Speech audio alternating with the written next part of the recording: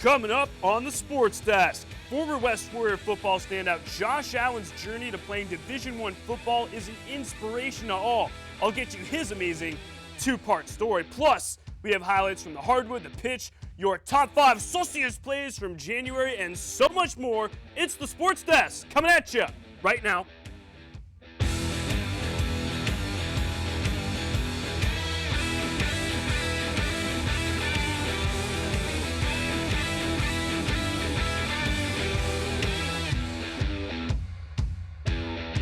What's up, Torrance? Welcome to another week here on the Sports Desk. I'm your host, Collin Kushner. In the Twitter universe, hit me up.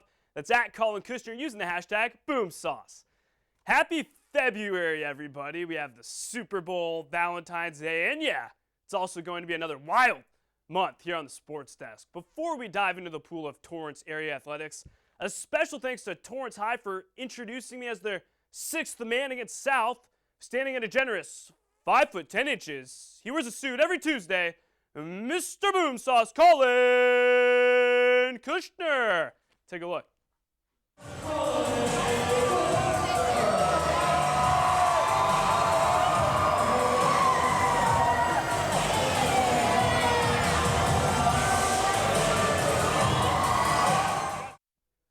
Thank you, Tana Nation. All I do is win, win, win, no matter what. Got money on my mind, I can never get enough. And every time I step up in the building, everybody's hands go up. It's date night between the Knights and Cavaliers, not LeBron's Cavs. The Knights have won their last 6 meetings against Serra, going for that 7th.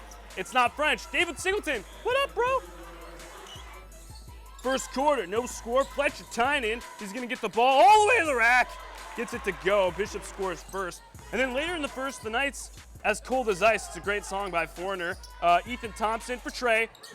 That's a big no-no. And then Jordan Shackle for 3. Brick. And then Jalen Washington. No. And then Jordan Shackle's going to get the ball again. And he's going to drive, and he can't get that to go. Tough first quarter for the Knights. Up by 4 at the end of 1. The second, though, a completely different story. Gianni Hunt with the steal. Hunt to David Singleton. No, Ethan Thompson. I got you, bro. He's doing his mitzvah for the day. Thompson and the Knights starting to groove, and then a few possessions later, 10-point lead for the Knights. Ethan Thompson for 3. BoomSauce. He gets that to go. Bishop rolls from there, 70-45 over Serra. The black and gold take down league rival Serra again. It's now their 7th straight victory over the LeBron James-less Cavaliers. But anytime somebody says the word but, it's never a good sign. The curtain of winning over at Night Country comes to a close. Bishop falls to Chino Hills, the #1 ranked school in the nation and state of California, according to MaxPreps.com. Remember, the Huskies also ousted the Knights in the Southern Section Open Division first round 2 years ago. So all I do is win, win, win. Not anymore. Bishop loses their first contest since March of last year. Before the loss to Chino Hills, the Knights won 21 straight games, averaging over 71 points during their 21-game winning streak. Here's an even more impressive stat, because that's what we do on the show. 18 of those 21 wins have been double-digit victories. BoomSauce. Staying on the hardwood, both Torrance and South are going in completely opposite directions. Torrance is blasting through Earth's atmosphere into the unknown, and while South, well, they're hanging out with Chaz Reinhold from Wedding Crashers in his mama's basement. Torrance has won their last 2 meetings against the Green Squad. Oh no, whoa! That's a cutout on my head, everybody. Would you just look at that? Maroon Monsoon, they're pumped up as they should be. Let's pick it up in the first quarter. 3-0 Torrance. South, Jordan Tang. Well, he had his tang for breakfast. Bang, bang, bang. It's 3-0. And then later in the first, South off to a good start. Isaiah Cottagone misses the first, but he gets the second to go. I guess 2 times the charm for there. South up. And then second quarter, Torrance down by 1. Evan Mejia for 3. Boom, boom, boom. That goes. Tarda's up by 2. Mejia 3 of 7 from 3-point land. And then both teams going back and forth. Noah Doherty gets it to go, but he falls. South back up. They're up by 2. And then very next play, Giovanni Jackson all the way. Gets it off the glass. That goes. We're all tied up at 18. And then Torrance takes over from here. Jalen Brown from the corner. In-N-Out burger, but it goes in. He nails the three. Thomas Wellsom's going to get the ball from Giovanni Jackson. He can't corral it, but then he's like, I'm going to bully my way in there because I'm bigger than you, bro. And then this is what's going to happen again.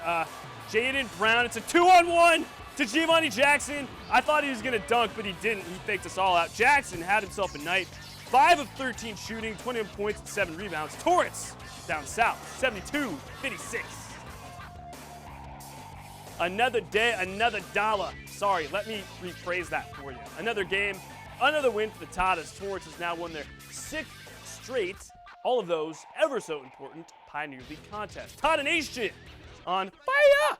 Here's more prep news from the hardwood coming at you, and the results, not good. West falls to losing her 57-51. The Warriors have now lost 3 of their last 4 meetings with the Olympians. Up north, the Saxons fall to Centennial 74-67. The loss snaps North's 4-game winning streak against the Apache. And then we're going to go to that other private school in Torrance. The Ambassador Lions have no roar against Los Angeles Adventists. The Lions in the middle of a downward spiral of 2 straight L's. Speaking of private schools, I told you last week on the show that the Bishop Montgomery girls basketball team has a weird obsession with the number 10. Remember, I'm just speculating here. This week, it's 8, potentially going on 9. The Knights have won 8 straight over the Bishop Mont Lancers. Hannah Kitamura, high fives for everybody. Here's a high five, there's a high five, and then we're gonna do something cool at the end. That's like the what I used to do with my dad. First quarter, no score. The first offensive possession for the Knights. Caleb Padilla nails a 3. Bishop off to a fast start early, and then later in the first, Bishop up 10-4.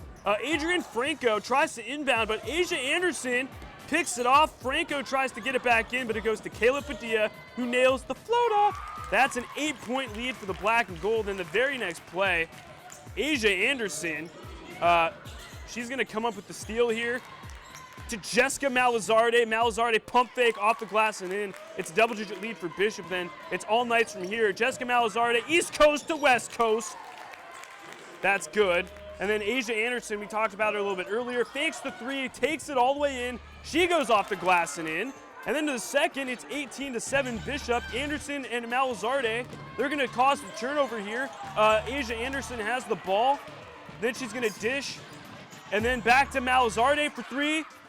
That's good. That's why she's a part of the 1,000 point club, everybody. Knights roll 66-33. Another game against Bishop Amat, another dub. That's 9 straight wins over that other Bishop school that doesn't end the same way. Since it's now February, that means St. Paddy's Day is right around the corner, and the luck of the Irish is flowing in the air. Can't you smell it? Yeah, I can't either, and I don't think the Torrance can, especially when it comes to playing, ironically, the South Spartans. South has won their last 5 meetings against Torrance. The Green Squad coming back to their bench.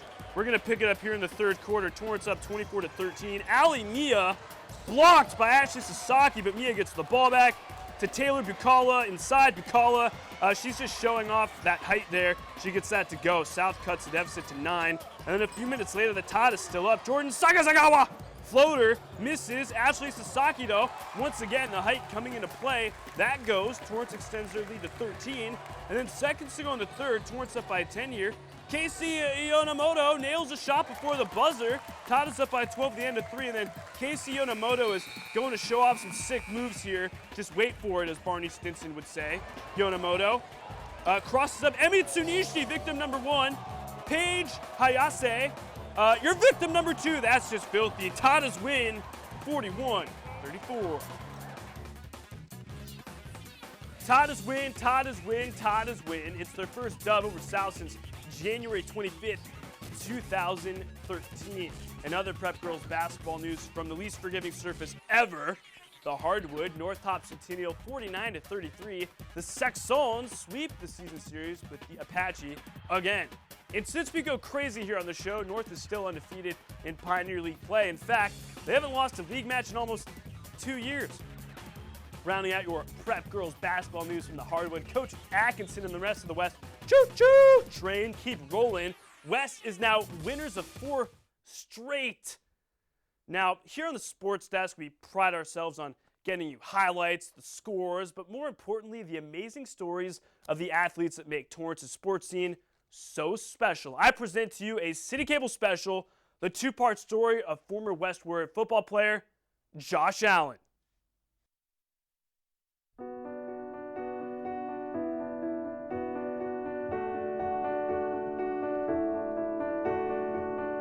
It's a warm afternoon in Torrance, California. Former West Warrior football standout Josh Allen is working out. The 6'4", 260-pound defensive end just recommitted to the University of Arizona.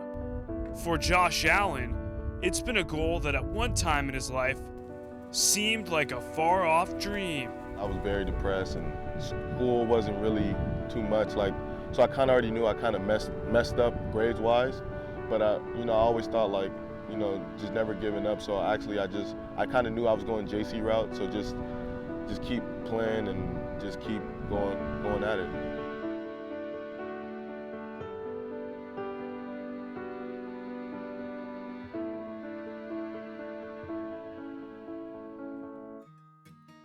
Joshua Jeremiah Allen was born on July 10, 1995, to Carolyn Scott and Joseph Allen in Torrance, California. Josh was the youngest of 4 boys of a family that loved football. Every day was football at my house. It wasn't off season, on season. That's all my husband talked about. That's all his dad would talk about was football, football, football. Joseph Allen was all about football, and that love and passion eventually rubbed off on his youngest son, Josh.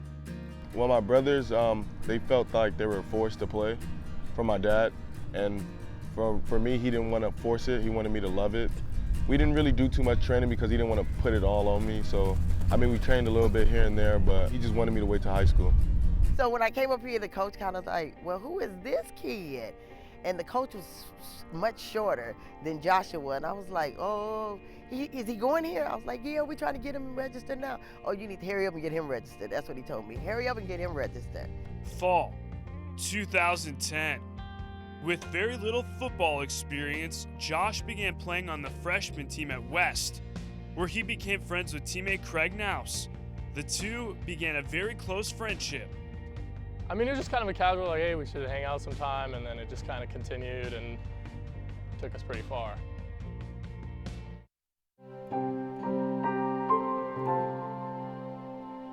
December 18th, 2011.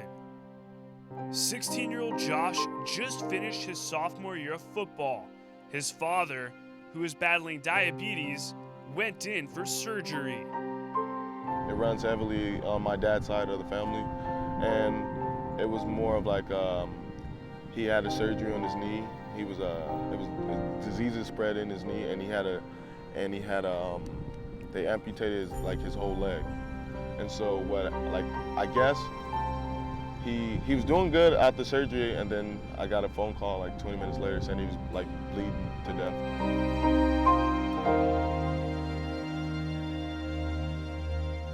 Joseph Allen had complications from the surgery. He died at the hospital that day. He was 50. It affected me big time because I was the only son, so I had all the attention. So it was just me and my dad basically all the time. So it was just kind of weird because it was just somebody that I talked to every day and then not talking to at all after that. I think it hurted Joshua the most because he was the baby of the family. And he was so used to his dad calling him every day, checking on him, seeing how he done. So it was like a void in his life. And he kind of he separated from us. I felt like he separated from me. He went in his own little world, and he went to school out here in Torrance, and he was like, this is where he wanted to stay. After the passing of his father, Josh struggled. At the time, he was commuting from Hawthorne to West Torrance, and that's when he began spending the night over at friend and teammate Craig Nouse's house.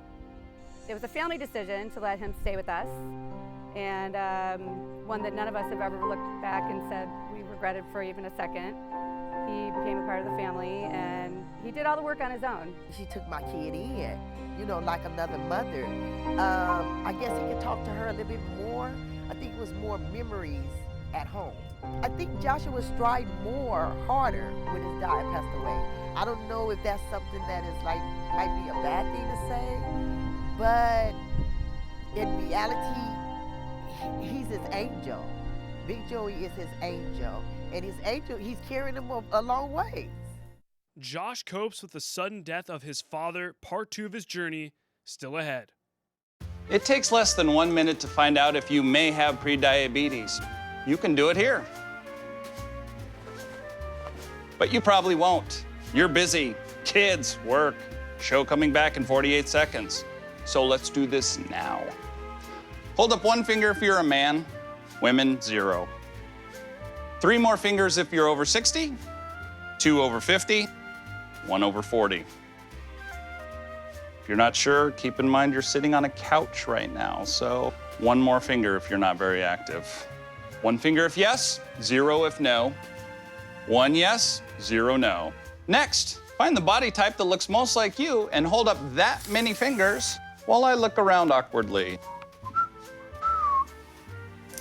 And that's it. If you're holding up 5 fingers or more, you probably have prediabetes. Sorry to be so blunt, but hey, you're busy. Just go to the site. Josh Allen, the youngest son of Carolyn Scott and Joseph Allen, would become the star athlete of the family. But it wasn't until after the sudden death of his father that Josh's football career would take off.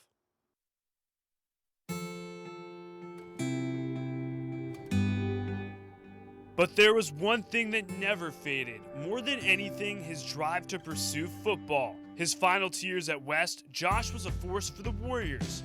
And that success from high school paved the way for him to continue his football career at Long Beach City College, where he made an immediate impact. I was getting, getting film, getting good stats at LBCC, and then I just used one of my local friends, Matt Bozen. He went to Boise State at the time. He knows like how JC works, so he always keep in contact with me and everything to make sure I was okay. And he kind of just helped me out, and I told him, "Can you show your coaches my film?" And he actually did, and like an hour later, I talked to the defensive line coach. July 2015. Josh verbally committed to the University of Arizona, but just 4 months later, he decommitted and decided to reopen the recruitment process. More offers started rolling in, but after months of listening, Josh recommitted to the University of Arizona, making it official. It's not a shock to me or many people at all. You know, I think he had it in him in high school and just had a couple things that set him back a little bit, and now he was able to really focus this past year and get on to what he needs to do. I've been proud of him every day since he's gone along this path. And I'm sorry, I did not expect it. Incredibly proud. Incredibly proud. I'm gonna miss him when he goes.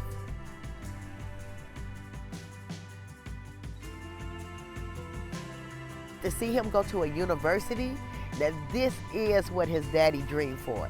Him to be in a university, I know he's dancing in heaven. Look, he's dancing in heaven. My baby gonna make it to a university, okay?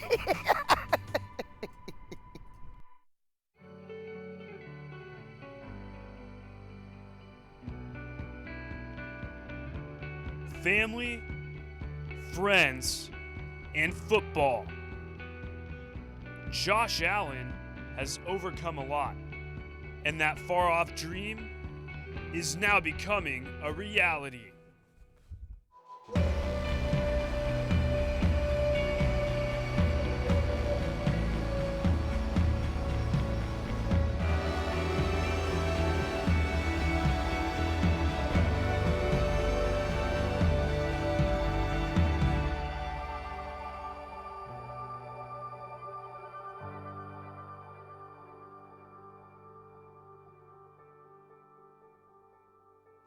A big thanks to Josh, Carolyn, Jane, and Craig for contributing to this story. I know it wasn't easy, but each and every one of you made this piece so special. since Josh is attending the University of Arizona next year, we are bitter rivals now because I'm a graduate of the Arizona State University. Go Devils. But I told Josh after our interview that I wouldn't hold that against him. Hey-o! To the pitch we go. In their first meeting of the season just a few weeks ago, things got a little chippy in South's 1-0 win over Torrance. There were plenty of similarities and also some subtle differences in match numero dos of 2016. South has shut out Torrance once in their last 2 meetings. The Torrance boys, they're warming up because that's what you do before you play a soccer match. Third quarter, oops. First half 0-0. Bancoit corner, Collin Kushner makes a save, and then a few minutes later, scoring chance for South. Cesar Amezcua makes the diving save, both keepers helping out their respective teams. And then it's orange slices at the break or halftime, both coaches chatting with their guys. And into the second half, still 0-0. South's Dara Fakfori, we've talked about him a lot on the show, kicked on, and that's a goal! South up 1-0, and then a few minutes later, it's going to be Dara Fakfori once again. This kid seems to always have his foot on each and every play. Here we go. Fakfori kicked on net. Put home past Amezcua. The Spartans go up 2-0, and that is your final. The Spartans win another duel on the pitch with Torrance for the series sweep in 2016. South has now won 3 straight over Torrance with back-to-back shutouts. Scoreboard, North Donuts Centennial 3-0. The Blue Crew has scored 8 goals in their 2 meetings with the Apache just this year and have allowed, wait for it, zilch, nada, nothing. And out west, the Warriors donut losing her 1-0. Northwest and South all win and all blank their opponents. Now, it's up to Bishop Montgomery to make that 4 out of the 5 Torrance area boys soccer programs to shut out their opponents or not. The Black and Gold have lost their last 3 meetings with Bishop Amat. The boys getting pumped up early. First half, no score. Paul Welch boots this wide. Still 0-0. Then a few minutes later, another scoring chance for the Knights. Thomas Van Schuer, pop fly into the attendees' hands. Still donuts, but Bishop Amat finds the back of the net in the second half. 1-0 is your final. Okay, so one team doesn't score, and that unfortunately happens to be the Knights. Their struggles against that other Bishop school continue. Technically speaking, all 5 Torrance area high schools either had shutouts or were on the opposite side of that. West shut out Lusinger, South shut out Torrance, North shut out Centennial, and Bishop Amat shut out Bishop Montgomery. The Knights and Tatas, the only 2 losers out of the bunch. Same sport, same school, different gender, but same result. Come on, did you really think I was going to spoil it for you that easily? Bishop lost their last game to LaSalle 1-0. Before that, the Black and Gold scored 11 goals against St. Matthias Academy. Their game against the Lancers, though, was awfully similar to that loss to LaSalle. The Knights have scored 12 goals in their first 3 Delray League matches. Only one of those, a win. First half, 0-0. Aaron Atkinson dribbles up, shot on net. That's wide. Still 0-0. And then later in the first, donuts on both sides. Jillian Miles makes the save. She makes it look easy. She's doing a nice job early on for the Knights. And then huge scoring chance for the Black and Gold, the Alyssa Taylor corner. Jamie Figueroa heads it on net, but it goes bar south, but not bar south when it goes in the back of the net. After all that, it's all zeros, but Bishop Amat finds the back of the net in the second half. 1-0 is the final. Bishop drops their 2nd straight game. It's their first loss to Bishop Amat in just over a year. Meanwhile, Torrance and South, DC chillin' for the 2nd time this year. For those of you that are wondering what DC chillin' means, I'm referencing Wale's song Chillin'. So what happens when you don't win but you don't lose? A draw. The Tatas and Spartans haven't walked off with one of those in a while. Torrance has won their last 4 meetings against South. Both squads hanging out. Coach. Hey there, Coach. Let's give our team a pep talk. This one's going to get kicked on net, blocked away by one of the Tatas. That's Amy Sosa. Nope, and then an ensuing corner for South. Kelsey Bozart heads it home. This one ends in a good old tie. Deuces. It's the first time since January 2012 that South of Torrance have ended in a good old draw. And now in other prep girls soccer news from the pitch, scoreboard, West goes ham sauce on Losinger 11-0. West has scored 21 goals in their 2 wins over Losinger just this year alone. That's insane. And up north, the Saxons win another over Centennial. North has allowed just 2 goals in those 5 games with the Apache. Now that's saucy. Don't forget to check out our Instagram page. That's the SportsDesk TV for cool pics, video, and some awesome filters. The first month of the new year, otherwise known as January, brought us so much sauce from the hardwood and pitch. Remember, my #1 sauciest player from January will get hooked up with a free large pizza of their choice, courtesy of our partners Papa John's on PCH and Anza. Yes, it's now time for my top 5 sauciest plays from January. Hey-o!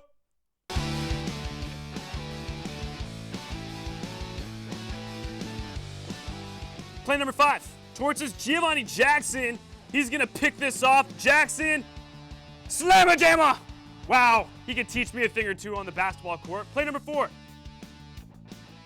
South Torrance's Claire Grauwinkle, breakaway.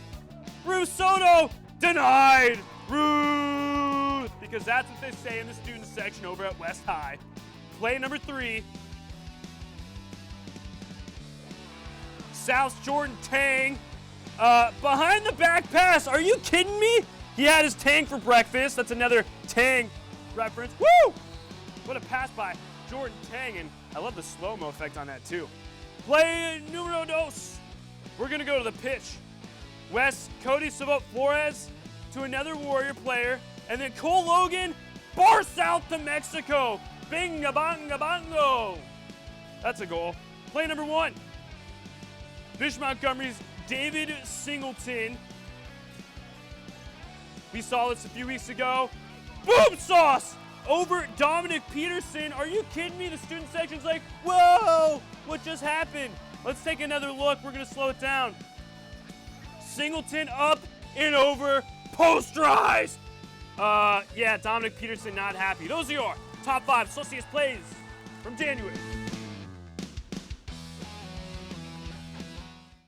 David Singleton, where are you at, bro? You are my #1 sauciest play from January. Hit me up on Twitter or shoot me an email. That's the SportsDesk at torranceca.gov to redeem your certificate. That dunk was absolutely insane. Just don't do that to me if we ever play one-on-one. Okay, peeps, take out your smartphones and start hitting me up on Twitter. That's at Collin Kushner using the hashtag BoomSauce. Show me your school spirit from games all over town, and I'll get you right here on the show. A big thanks to everyone who hit me up this week.